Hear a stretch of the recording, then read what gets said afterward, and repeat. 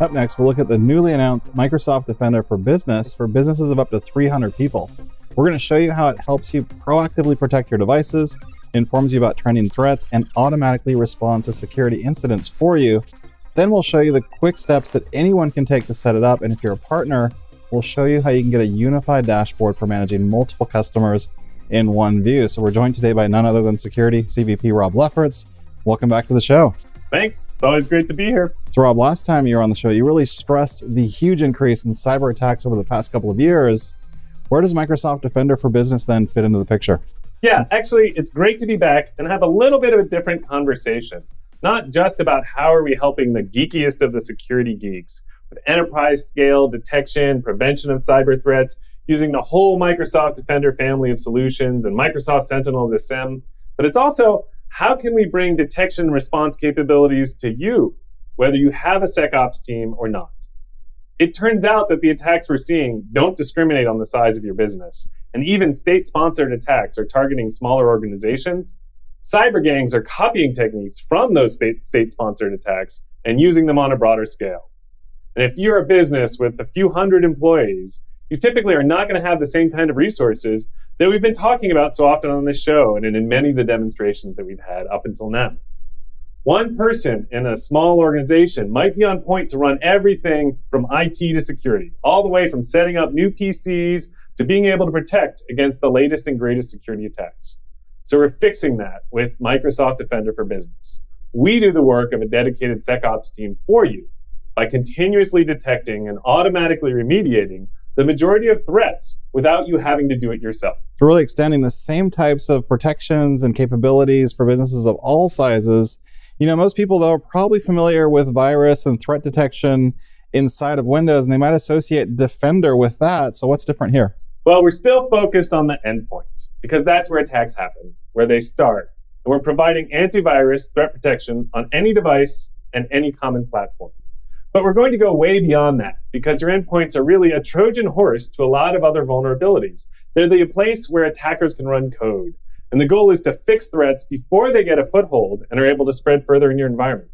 For example, when an attacker compromises one device, the perimeter of the attack expands from device to device because they're able to move laterally just by stealing the credentials of someone who has admin rights. And then they kind of own everything in your organization, including all of your infrastructure and services. Traditional AV, anti-malware, they run locally on a single computer or phone, and the protections are all based on known threats and what's happening on that single endpoint. So now we're looking at the big picture. Across all the platforms that you have in a modern small business, we're looking at all the activities for devices and users, discovering suspicious events and behaviors, and we know what attackers are using, and we can detect them. And then we stitch everything together into one unified incident to take appropriate action. And that's really the point. Microsoft Defender for Business will investigate and respond automatically. And that's the way that we help that poor IT person we were talking about who is so overburdened with so many things to do. They may also be working with a partner, and so we especially want to make sure that that partner has a role to play and can help them as well. And again, we're talking about endpoint protection here, and that means Windows PCs, Macs, even Android and iPhones. But I'd love to see all of this in action. So can you walk us through the experience? Of course, the demo. That's the best part. So let's dig in and start with what differentiates this from traditional anti-malware running on your device. Because all of your devices are logging security-related information into your company's dedicated dashboard, what I want to do is improve protection of my environment and my devices. And this is important because the best defense against any attack is to make sure the attack can't work to begin with, because you've already hardened your environment. So to do that, I'll start in our threat and vulnerability management dashboard. And what you're seeing is three things. We're going to help. What do you need to worry about? What do you need to learn? And what do you need to go do? So here, we start with exposure score. This is the device-specific score based on the risks posed by your device security configurations. So you want this line in the score to stay low, which means less exposure to risk. In threat awareness, you can see a top trending threat here with Log4j. And in case you missed all of the news articles last December, this is a Java-based logging utility with a flaw that allows for remote code execution. Thankfully, none of our onboarded devices are vulnerable to this one. And finally, in top security recommendations, there's a list of prioritized actions to take. We can see that there's a number of missing patches for operating systems and apps that I need to address. Okay, so in this case, I can see that you've got a lot of things that you can fix and really change in order to improve your security posture. And the nice thing about this is it really helps you know what to prioritize and where to get started. That's right. It gives you all the context and the details specific to your environment. So to reduce my risk exposure, I'll drill into improve score. And I find the highest priority configurations to address and improve protections across all of my managed devices. That said, beyond configurations, another great way to stay protected is to stay informed about what's going on and what are the new and current trending threats. So threat analytics is filled with details from expert Microsoft security researchers designed to keep you up to date about these emerging threats. Think of it as the direct pipeline from our research team into your organization, and even for a small business, letting you know when you see something that's in the news. How should you really think about it? Or even better, how do I think about it before it shows up in the news? So let's take a look at an example. I'll drill into Emotet. Here you see a detailed overview of the threat, an analyst report that goes even deeper, shows this great visual on how the campaign attack works. And below, there are even examples of emails and the file attachments that you might see. You can read all about how it works and the things that it does once the attacker has gained a foothold into your environment. But most importantly, it gives you recommendations to protect you against this threat in your specific environment. And this is just one example. Threat analytics is filled with this constant information about not just what are the things that you should be scared about, but what are the things that are really starting to show up that are new and different, and what should you do about it? And I really love the depth of information that you just showed there. But you know, everything that you've talked about so far is really about proactive protection and the things that you can do to harden your overall security posture. Right. That was all about configuration, being ready, being informed, being up to date.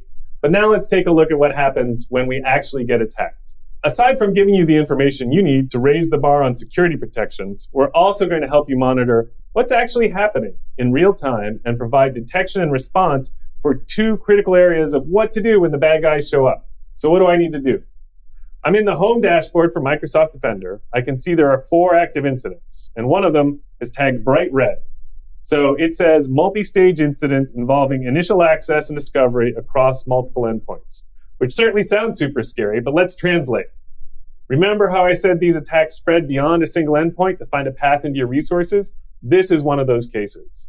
Multi-stage means the attacker has come in, done a few things to find a vulnerability, to try to get to data, and they've moved beyond that onto a few devices. So in fact, it is super scary. Microsoft Defender has correlated all those details from this attack into this unified incident view, where I can get to the information about underlying alerts, impacted devices and users, automated investigations, and along with all of the evidence and response actions. And on the right, I can see more information like the severity and activity timing. One of the best ways to visualize what happened is with the incident graph. So what you're seeing here are all of the stages in one view with our 2 users, Alex and Alan, their devices, along with malicious files, processes, and an IP address. So you've got everything laid out pretty nicely there in that image, but how do you know like when it started or how it played out? That's a good question, because obviously it didn't just happen all at once. Let's dig in. On the left of each event is listed the sequence of the attack, and I can even play it so I can see the incident and how everything unfolded. It looks like this started with Alex and an Office VBA macro attack in Word using some PowerShell contained in a document to deliver backdoor.exe, which certainly doesn't sound like a good thing. No. It moved to another user, Alan, it ran its course, and even though it was scary, it was ultimately unsuccessful. In this case, no harm was done, and Microsoft Defender was able to automatically respond to the attack and contain the threat. What I thought was interesting here is it kind of happened during an 8-hour period that really starts just a little bit after midnight until 8 a.m. So it didn't really hard then to be able to identify that attack and also respond to it manually. Yeah, that's by design. Bad actors will always look for the weakness or the vulnerable moment. And if you don't have a 24/7 SOC, they're going to attack when no one is watching. That's why automated incident response is so important. So you can take actions directly from this view. For example, if I click on Alex's device and then into actions, I'll highlight what a few of these can do. I can isolate the device. So now it can't connect to the network. And with network, I mean any network, including the internet. The only way to get to this device is through the Microsoft Defender dashboard. This is super important because if the device has been compromised, I can now break communication where they might be stealing information from somewhere else in my company, publishing that information out to a service like Box, or even using this device for command and control to attack the rest of the network. So boom, I have shut this device down. Next thing I can do is restrict app execution, so I can start to lock it down. Maybe I don't want to completely block all communication, but I really want to make sure that the things that run on this device are only the ones that are signed by Microsoft. And this will help prevent an attacker from controlling compromised devices and doing more malicious stuff. And if I'm so inclined, I can run PowerShell commands to gather data, execute scripts, find and fix threats, and I can even start a live response session directly from here. And here you're really locking the device down, and then you can basically run any of the checks that you need to, you can make any fixes you need to, and really wait until it's safe to unlock it. So now with the automated incident response, we've seen that it does things on our behalf. So where can we see that information as to what it's done for us? Yeah, absolutely. If this all happened when I was sleeping, when I come in at 8 a.m., I need to know what happened. So every action is logged and auditable. To look at the automated and manual responses, I can go into the Action Center history, see all of the actions taken in my environment to quarantine files, stop processes, and remove scripts that were automated. And there's really a ton of visibility there into the real-time threats. And it's great that it's also taking all these great automated actions for us to resolve the incidents. Now, I know a lot of businesses, though, they're relying on IT service providers to really manage services like this for them. So does this work then with Defender for Business? Yeah, it's actually key for us that Microsoft Defender for Business support partners who are helping organizations of all sizes. We've integrated Microsoft Defender for Business into our Microsoft 365 Lighthouse experience that's used to manage lots of organizations in a consolidated view. So now you'll only see this portal if you're a Microsoft partner. And from the home menu, I can investigate, navigate to security incidents, and it takes me straight into a view of all the active incidents across all of the customers that I'm helping. And in fact, if I scroll down, I'll see how multi-stage incidents, that's the same attack that we were just looking at. And we can click into it for more details. And finally, I can get a direct link that I can copy right over, and that'll take me into the incident, into the customer's Microsoft Defender portal, so I can help them directly. So for anyone who's new to this, whether you're a partner or in IT, they were probably wondering, how hard is it to set all of this stuff up? Yeah, I'd be thinking the same thing. Looks great, but how do I get going? That's why we really work to make sure we streamline the setup and make it super easy. So there's a few steps that you need to take in the portal, and then we make it easy to protect all of your devices. Think of it as covering the whole fabric of your company, starting in the portal. First, we need to give admins access, and these are your security readers who can view information, and your security admins who can do all of that, plus manage security settings. Next, I'll set up email notifications so that when something goes wrong, somebody gets pinged right away, so they know where to go and how to take care of the alerts and events. From there, I can start to onboard devices. And this is the part that has to be super easy so that a small business can make sure they've got everything covered across their entire estate.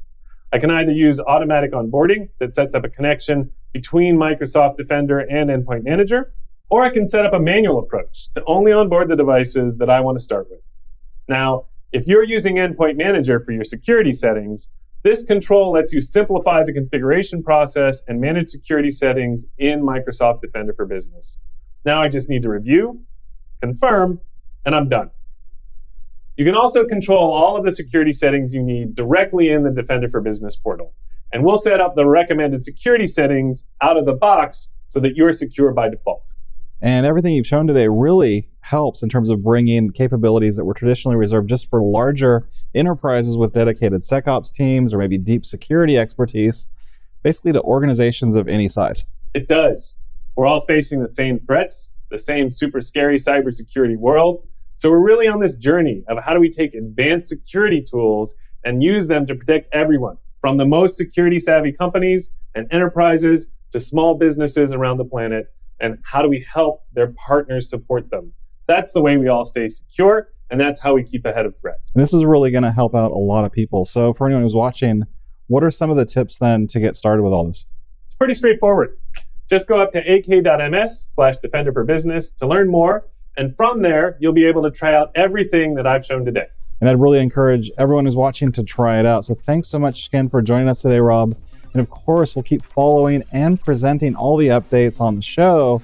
And if you haven't already, please subscribe to Microsoft Mechanics for the latest tech updates, and we'll see you soon.